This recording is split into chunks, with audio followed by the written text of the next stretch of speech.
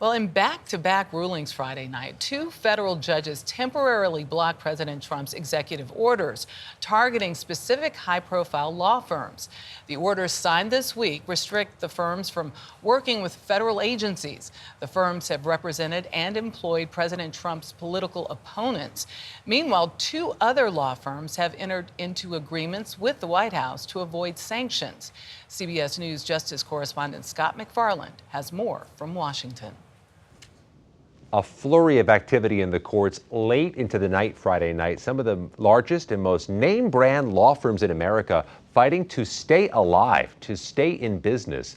They accuse the Trump administration of targeting them with executive orders that would be a basic death sentence for firms like Wilmer Hale, firms like Perkins Coie.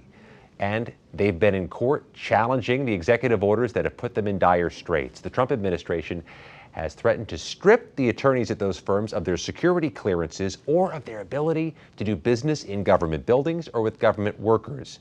And on Friday, the president said another firm who's been on the radar, Skadden, has agreed to a settlement. They will not be subject to an executive order, but they've agreed to do $100 million in pro bono work for causes or organizations the president does not object to. There's concerns this is a chilling effect on law firms nationwide. There will be fewer firms and fewer lawyers willing to take cases challenging the administration for people who need help with a veteran's benefit or a Social Security check, a federal worker who's lost his or her job or has a back pay issue. These lawsuits will continue in the courts, but in the meantime, the Trump administration continues to exert its influence over America's major law firms from coast to coast.